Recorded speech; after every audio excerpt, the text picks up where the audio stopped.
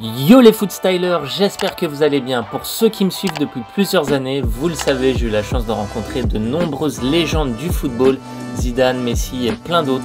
Et du coup, quand je vous croise sur des événements, les premières questions que vous me posez, c'est est-ce que justement Zidane est sympa dans la vraie vie? Est-ce que Messi est timide? Est-ce qu'il est cool?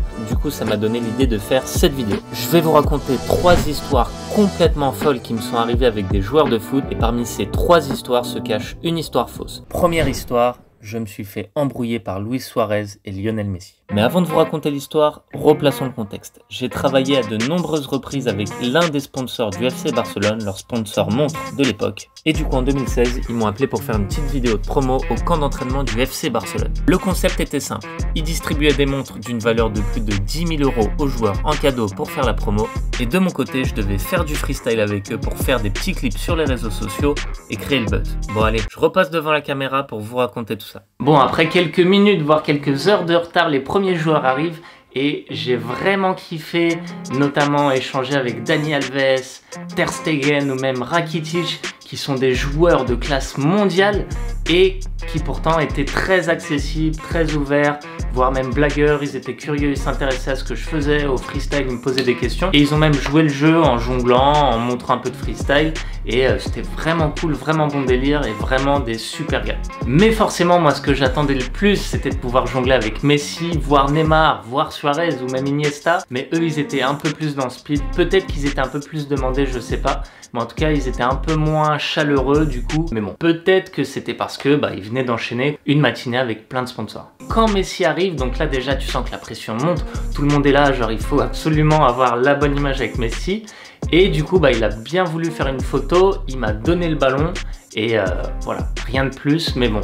J'étais déjà quand même refait de l'avoir rencontré pour la première fois et de lui avoir serré la main. C'était déjà cool. Donc, fin de tournage, normalement le tournage ça devait être que ça et c'est que ça que vous avez vu sur les réseaux sociaux, mais juste après il s'est passé quelque chose. Donc les joueurs étaient rentrés au vestiaire et ils partaient pour s'entraîner. Donc vous vous imaginez, entre le vestiaire et le terrain d'entraînement, il y a une route. L'équipe de tournage du coup me demande de me mettre sur la route en plein milieu du passage pour que quand les joueurs aillent à l'entraînement, ça bute.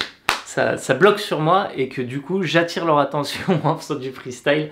Le plan était pas ouf du tout et qu'ils s'arrêtent et qu'ils soient là genre waouh c'est trop ouf ce que tu fais mec, rejoins-nous, rejoins notre équipe. Vous vous en doutez, ça n'a pas du tout fonctionné comme ça. Ils m'ont juste simplement contourné pour aller s'entraîner et c'est un peu malaisant de faire ça, de faire le mec hey, regardez-moi, mais bon tant pis, j'essaye d'être pro et je fais mon truc. Donc moi j'étais en train de jongler comme ça et quand on jongle forcément on a quand même une vue périphérique et on voit ce qui se passe autour. Et je vois un pied, un crampon qui arrive dans mon champ de vision, il tape le ballon me tape dans la tête, part au loin.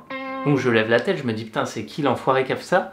Je lève ma tête et je vois Suarez en face de moi en train de taper une barre, de se tourner derrière lui, de faire signe à Messi et les deux qui sont en train de rigoler, limite de se foutre de ma gueule, enfin je sais pas vraiment s'ils se foutaient de ma gueule ou quoi, mais la situation était méga bizarre et un peu malaisante quoi, je savais pas trop quoi faire parce qu'en même temps je voulais rester pro. Juste après Suarez récupère le ballon, il me fait une feinte de frappe, je vous jure c'est vrai, il me fait une feinte de frappe, moi je marche pas trop dans la feinte et là il dégage le ballon un peu au loin et puis pareil avec Messi il tape une barre et il part s'entraîner. Genre mais mec pourquoi tu fais ça, c'est quoi ton délire? Et mais il me regardait pas en fait, il restait avec Monsieur en train de se regarder, en train de taper des barres. Après Suarez apparemment c'est un mec assez chambreur qui a un humour un peu spécial, je sais pas ce qui lui est passé par la tête. Pour la petite anecdote, c'était filmé mais l'équipe de tournage n'a pas voulu m'envoyer les images pour pas que ça fasse encore des dossiers sur Suarez. Voilà. C'est ma première histoire, elle est vraie ou pas, à vous de me le dire en commentaire. Mais pour l'instant, passons à la deuxième histoire. Histoire numéro 2, Luis Figo et le dictateur. Ballon d'or en 2000, je vais vous parler d'une histoire qui m'est arrivée avec Luis Figo. Cette histoire s'est passée dans un pays que je vais pas vous citer, vous allez comprendre pourquoi après, puis je vais éviter d'avoir des problèmes là-dessus. C'est donc un pays où le président en place est élu depuis 18-20 ans, 18-20 années d'affilée. Cette histoire elle est en plusieurs couches, encore une fois il y a plusieurs niveaux de surprise dans l'histoire. Bref, on m'a appelé pour faire un show dans ce pays, mais sans me dire la nature du show. Et vous allez me dire, mais c'est bizarre que je demande pas la nature du show, cette histoire c'est du mytho. Mais non, parce que en fait c'était via une agence événementielle avec laquelle je travaillais plusieurs fois par an. Ils m'ont simplement contacté, très souvent voilà ils me contactent, ils me disent Gauthier on a une date, on a besoin de toi, tu vas dans tel pays à telle date, est-ce que t'es chaud, est-ce que t'es dispo? Moi je dis oui, voilà, machin, bref, on se met d'accord sur les conditions et puis c'est tout. Je ne savais pas ce que j'allais faire là-bas, sinon j'y serais peut-être pas allé d'ailleurs. Bref, j'arrive sur place et je me rends compte que je vais participer à un gros événement quand je vois l'hôtel dans lequel on est. On était vraiment dans un hôtel ultra luxueux, peut-être le plus luxueux de la ville. Et quelques heures après mon arrivée, j'apprends donc un peu plus de détails sur l'événement. C'est un événement fait pour fêter le sport dans ce pays et le président ainsi que le ministre des Sports seront présents. Le lendemain, c'est le jour J, jour de l'événement. En arrivant sur le lieu, je vois qu'il y a même des snipers sur le toit. Je suis dans les backstage en train de me préparer, de m'échauffer tranquillement, quand l'un des organisateurs vient me voir avec une petite surprise de dernière minute. Il me dit qu'après mon show, je vais devoir faire quelque chose de spécial qui n'était pas prévu. Que Luis Figo et Oliver Kahn, deux grosses légendes du football, étaient dans le public, assis au premier rang, juste à côté du président et du ministre des Sports, et qu'après mon show, je devais descendre de scène, prendre Luis Figo, le saluer, et faire des jongles, faire du freestyle avec lui sur scène. Mais il y avait tout un protocole à respecter parce qu'il était assis juste à côté du président. Première règle du Fight Club est... interdiction de saluer le président. La seconde règle du Fight Club est... interdiction de le dévisager, de le regarder trop longuement. Troisième règle du Fight Club. Interdiction de lui tourner le dos. Donc quand je devais monter avec Luis Figo, cette phrase n'a aucun sens. Quand je devais prendre Luis Figo pour monter sur scène, Luis Figo et moi, on ne devait pas tourner le dos au président pour éviter de créer un souci diplomatique, on va dire. Ce moment est l'un des moments les plus what the fuck de toute ma vie. On va sur scène comme ça, on est content, machin, on monte les escaliers, un peu de profil et tout, et on fait un petit peu de freestyle, quelques jongles, voilà, assez basique. Ça s'est très bien passé, le public a applaudi, je l'invite à regagner sa place, je salue le public, et ça s'est très bien passé. Mais l'histoire ne s'arrête pas là. J'arrive le soir même à l'hôtel, je commence à prendre ma douche, machin, à me poser tranquillement et tout. Arrivé vers minuit et demi, 1h du mat, j'entends frapper à ma porte. C'était un peu bizarre, j'attendais personne et le room service, normalement c'est pas à cette heure-ci. J'ouvre la porte, je vois deux personnes véridiques. Deux personnes en costume, cravate, lunettes de soleil, vraiment imaginez-vous c'est Men in Black. Et les deux personnes me disent oui, donc voilà, merci d'avoir joué le jeu, d'avoir suivi un peu les instructions. On a eu de très bons retours de la part du ministre quant à ton show, du coup on tenait à te remercier. Ils me tendent une enveloppe, je dis merci, machin, je fais le mec poli, j'ouvre pas l'enveloppe devant eux, on va éviter de les vexer. Je referme la porte, je me pose dans mon lit, j'ouvre l'enveloppe et je vois une énorme liasse de billets pour me remercier d'avoir respecté le protocole et selon eux d'avoir fait un bon show. Voilà, c'était ma deuxième histoire. Dites-moi en commentaire si elle est vraie ou pas. Et maintenant, pour la troisième, cette fois-ci, on va changer de maillot. On passe d'un ancien joueur du FC Barcelone à l'Inter Milan et l'un des joueurs les plus détestés dans toute la France. Histoire numéro 3, le coup de Materazzi. Et lors de cette vidéo, on remonte le temps petit à petit. Cette fois-ci, retour en 2013. Je venais de remporter pour la première fois les championnats de France de freestyle.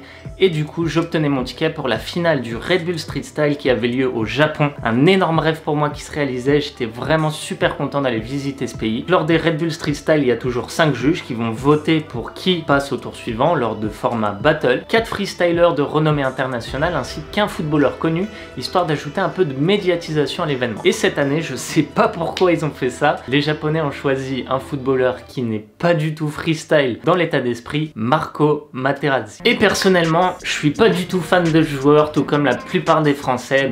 Depuis la Coupe du Monde 2006, à la suite des qualifications, Materazzi a donné une interview où il disait que son freestyler préféré parmi toutes les qualifs, et donc son favori pour la compétition, c'était moi. J'étais vraiment surpris, mais bon, c'est toujours bon à prendre de savoir qu'un des jurys a vraiment kiffé son freestyle, ça donne vraiment de la force pour la suite, ça donne de la confiance. Les tirages au sort ont lieu, cette fois-ci les tirages au sort du top 16, et je me retrouve en 8e de finale donc, face à Gunther, l'Italien. J'arrive sur scène, bonne ambiance, un énorme public, on était face à un temple japonais, l'un des plus connus. J'arrive pendant le battle, tout se passe bien. Je fais un fameux trick Kamea où je fais une passe avec la cuisse tout en faisant le geste du Kamea. T'as tout le public qui hurle. Fin du battle, autour des jurys de donner leur décision. Un vote pour moi, un vote pour Gunther, un vote pour moi, un vote pour Gunther. Égalité parfaite. C'était Materazzi qui avait entre ses mains la décision pour savoir si j'allais passer au tour suivant ou pas. Gros moment de suspense, il lève la pancarte et là, il a voté pour l'Italien. fin de la compétition pour moi, mais c'est pas grave, c'était vraiment une expérience incroyable. On attend la fin de la compétition, direction l'after party, donc c'est la fête d'après événement, donc c'est assez bon enfant, tout le monde se côtoie, les organisateurs, les compétiteurs, et forcément Materazzi était là aussi pendant la soirée. Donc c'est assez relax, hein, on a notre petit carré VIP, je passe la soirée, je profite, et je me retrouve assis à côté de Materazzi, déjà plutôt cool. Et on commence à discuter et tout, et lui il me dit vraiment ouais mec, franchement félicitations, t'as assuré et tout, et j'ai vraiment adoré ce que t'as fait machin. Et moi je me sentais en confiance, tu vois, parce que c'était la soirée, et puis bon, et du coup je lui dis ouais mais si tu m'as autant kiffé, pourquoi t'as pas voté pour moi pour le top 16? Et là il sourit un peu et il me dit bah t'es pas italien, du coup je pouvais pas voter pour toi. Et il commence à rigoler, et là tu vois, pour rester poli et garder la façade, bah je fais mine de rien, mais en vrai j'étais archi dégoûté parce qu'il venait de m'avouer que bah il avait pas voté en fonction des qualités techniques, mais il avait voté pour l'italien parce qu'il était italien. Voilà. Ce qu'il savait pas, c'est que pour moi c'était vraiment des années acharnées de travail, et j'étais vraiment dégoûté qu'il m'avoue comme ça bah, qu'il ait voté pour les mauvaises raisons. Voilà, c'est ma troisième histoire. Vous avez vu les 3 histoires. Est-ce que je me suis fait vraiment troller par Messi et Suarez? Est-ce que j'ai vraiment fait un show devant un dictateur avec Luis Figo? Ou est-ce que Materazzi m'a vraiment avoué qu'il avait pas voté pour moi simplement parce qu'il préférait voter pour l'italien? À vous de me dire parmi ces 3 histoires laquelle est fausse. Je vous jure qu'au moins 2 d'entre elles sont à 100% vraies. Moi je vous donnerai la réponse d'ici 2-3 jours en commentaire, et j'ai encore d'autres histoires à vous raconter, notamment avec Zidane, une autre histoire avec Messi. Donc si vous avez kiffé ce format, faites-le moi savoir en commentaire, le pouce bleu, etc. etc. Bref, j'espère en tout cas que vous avez kiffé cette vidéo. On n'oublie pas l'abonnement, la cloche pour recevoir toutes les notifications, et on se dit à très bientôt pour de prochaines vidéos. Ciao ciao!